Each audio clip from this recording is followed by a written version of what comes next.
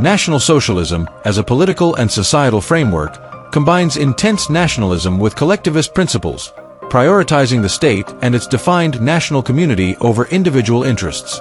It emphasizes cultural or ethnic unity, centralized governance, and state-directed economic policies to achieve national rejuvenation and strength. While most associated with the Nazi Party in Germany, 1919 to 1945, National Socialism transcends this context as a broader ideological construct adaptable to various societies.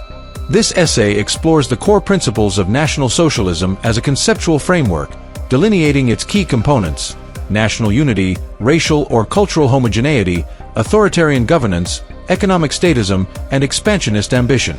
It examines the intellectual origins of these ideas, their theoretical application in an idealized context, and their historical manifestations, including but not limited to Nazi Germany, as well as other pre- and post-German examples, to illustrate the ideology's practical expressions while maintaining a primary focus on its abstract form. Conceptual principles of National Socialism. National unity and collective identity. At its core, National Socialism posits the nation as the supreme entity, defined by a shared cultural, historical, or ethnic identity.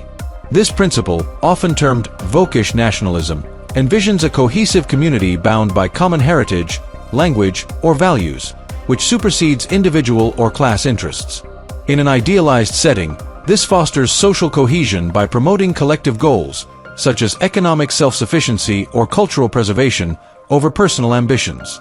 The state serves as the embodiment of this national will, mobilizing citizens through propaganda and civic rituals to reinforce unity. The framework assumes that a unified national identity enhances societal resilience and purpose, countering fragmentation caused by pluralism or external influences.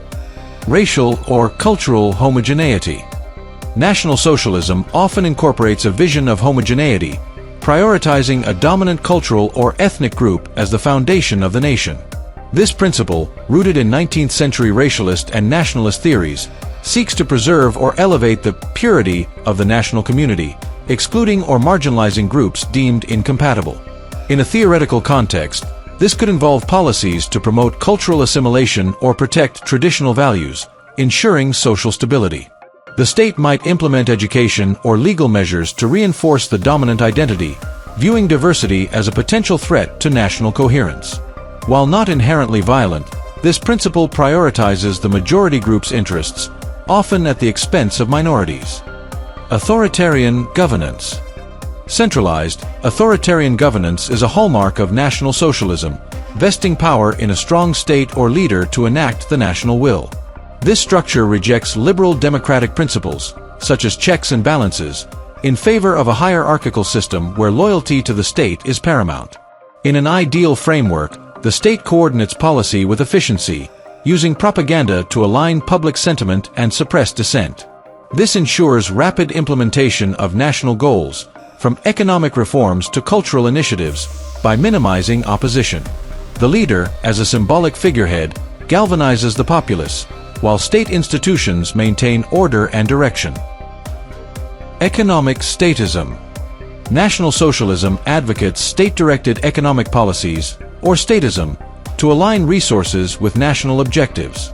Unlike Marxist socialism, which emphasizes class struggle, National Socialism subordinates economic activity to the state's vision of national strength, often preserving private property under government oversight. In theory, this involves state intervention to promote industrial growth, reduce unemployment, or achieve self-sufficiency, autarky. The state might nationalize key industries, set production targets, or incentivize private enterprises to align with national priorities, fostering economic stability and resilience in service of the collective good. Expansionist ambition. Expansionism, whether territorial, cultural, or economic, is a recurring feature of National Socialism, driven by the belief that a nation must grow to secure its survival and prominence. This principle, influenced by social Darwinist notions of competition, posits that strong nations expand their influence to access resources or assert dominance. In an idealized context, this could manifest as economic imperialism, cultural propagation, or diplomatic influence rather than military conquest. The state might seek to extend its model globally, viewing expansion as a measure of national vitality and a means to secure strategic advantages. Intellectual origins of National Socialism. The conceptual roots of National Socialism trace back to 19th-century European thought. Romantic nationalism, articulated by thinkers like Johann Herder, emphasized cultural and ethnic unity as the basis of nationhood, inspiring later Völkisch movements. Social Darwinism, popularized by Herbert Spencer, framed societal progress as a struggle for survival, influencing notions of racial or national superiority. Economic theories of autarky, advocated by figures like Friedrich List, promoted self-sufficient national economies, while authoritarian models, such as Otto von Bismarck's unified Germany, provided precedents for centralized governance. These ideas coalesced in the interwar period, responding to widespread disillusionment with liberalism and socialism following World War I. Historical manifestations of National Socialism. Pre-German examples. Before its adoption in Germany, National Socialism-like ideologies appeared in nascent forms. In late 19th century Austria, George von Schonner's Pan-German movement advocated ethnic German unity and anti-Semitism, emphasizing cultural homogeneity and national pride.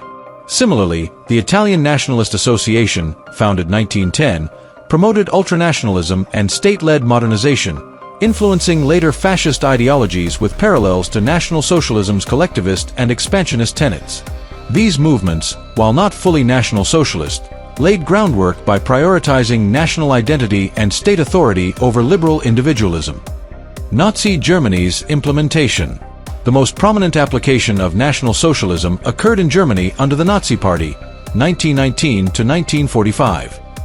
The regime, led by Adolf Hitler, implemented the ideology's principles through policies reflecting its conceptual framework.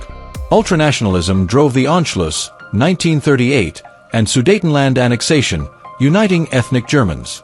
Racial ideology underpinned the Nuremberg Laws, 1935, and the Holocaust, targeting Jews and others to enforce homogeneity. Authoritarian governance was realized through the Enabling Act, 1933, centralizing power, while economic statism, under the Four-Year Plan, 1936, prioritized rearmament and autarky. Expansionism fueled invasions of Poland, 1939, and the Soviet Union, 1941, seeking Lebensraum.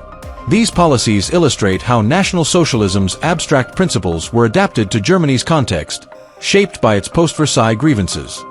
Post-German examples. After 1945, National Socialism-inspired ideologies persisted in modified forms. In Argentina, Juan Perón's regime, 1946 to 1955, blended nationalism, state-controlled economics, and authoritarianism, emphasizing national unity and economic self-sufficiency, though without the racial extremism of Nazism. In South Africa, the National Party's apartheid system, 1948 to 1994, prioritized Afrikaner identity and cultural homogeneity, using state power to enforce racial policies, reflecting National Socialist principles of exclusion and national primacy. These cases demonstrate how National Socialism's framework could be adapted to different national contexts, focusing on local identities and priorities. Theoretical functionality in ideal contexts. In an idealized setting, National Socialism could function as a cohesive framework for societies seeking rapid unification and development. A state might foster national unity through cultural festivals or education, reinforcing shared identity without exclusionary policies. Authoritarian governance could streamline decision-making for infrastructure or economic reforms, ensuring efficiency in stable conditions. Economic statism could promote industrial growth or resource independence, as seen in theoretical models of autarky. Expansionism might take non-military forms, such as cultural exports or economic partnerships, enhancing national influence.